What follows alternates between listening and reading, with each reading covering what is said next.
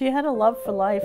Jessica Frost was just 23 years old when she lost her life in a motorcycle crash in Conway, New Hampshire.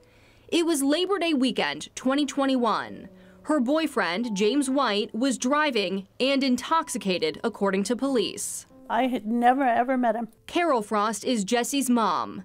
She spent the last 2 years searching for answers. I tend to just start digging. That's more my personality. That's how I cope with everything, is I need to understand it in detail. She discovered White was charged with an OUI in Maine just months earlier, but faced no consequences until after the deadly crash. Court and driving records show in December of 2020, he was involved in an accident in Sebago and issued a summons for refusing to take a sobriety test.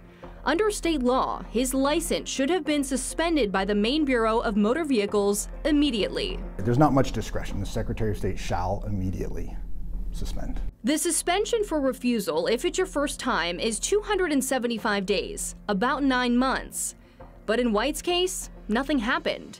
In fact, records show he added a motorcycle endorsement to his license in May of 2021. So not only did he have his license, he got another license on top of it. Christopher Ireland with the Maine BMV says his agency wasn't notified about that OUI until April 2022. What I can say is that when we did receive the report, we exercised our due diligence with our responsibilities and our authorities and did take or offer to the driver, to Mr. White, a suspension letter within a week of receiving that report from law enforcement. State law requires an officer to send a report of OUI to the Secretary of State within 72 hours.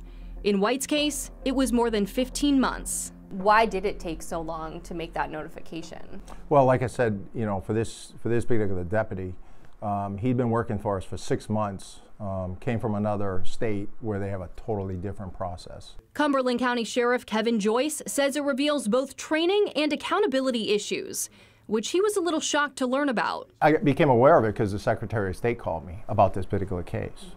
I think after you reached out. He says about 10 other cases connected to this deputy were also delayed. It just makes us pause and say, we got to do a better job. We as an agency, I as a leader, need to do a better job. What are you going to do to make sure this doesn't happen again? Well, I think it's the oversight. We need to have some way of somebody just kind of looking over the shoulder to say, okay, did you get this sent in? So that we can comply with the law and our policy. White pleaded guilty to negligent homicide in New Hampshire and is serving 5 to 10 years in the state prison. His license is revoked indefinitely, but he can petition to have it restored after 7 years. The I-Team reached out to him for comment, but didn't hear back. Yeah, that's her 21st birthday.